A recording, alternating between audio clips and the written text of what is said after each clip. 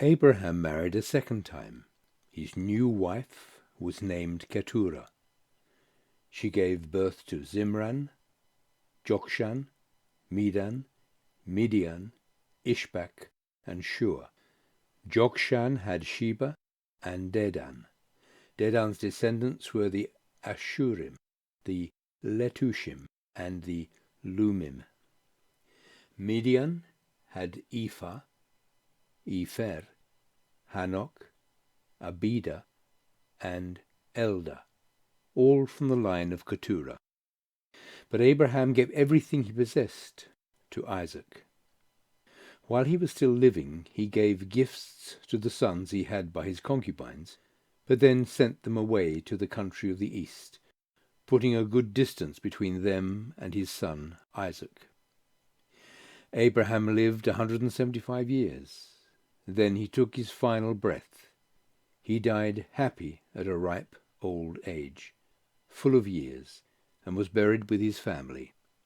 His sons Isaac and Ishmael buried him in the cave of Machpelah, in the field of Ephron, son of Zohar the Hittite, next to Mamre. It was the field that Abraham had bought from the Hittites. Abraham was buried next to his wife Sarah. After Abraham's death, God blessed his son Isaac. Isaac lived at Beer Lahai Roi. This is the family tree of Ishmael, son of Abraham, the son of Hagar the Egyptian, Sarah's maid, born to Abraham.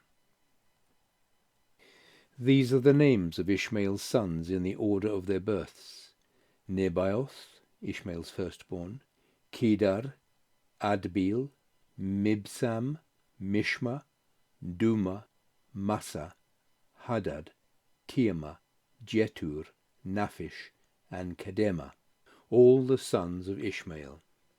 Their settlements and encampments were named after them. 12 princes with their 12 tribes. Ishmael lived 137 years. When he breathed his last and died, he was buried with his family. His children settled down all the way from Havilah near Egypt, eastward to Shur in the direction of Assyria.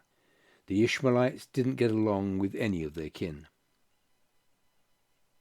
This is the family tree of Isaac, son of Abraham. Abraham had Isaac. Isaac was 40 years old when he married Rebekah, daughter of Bethuel, the Aramean of Paddan Aram.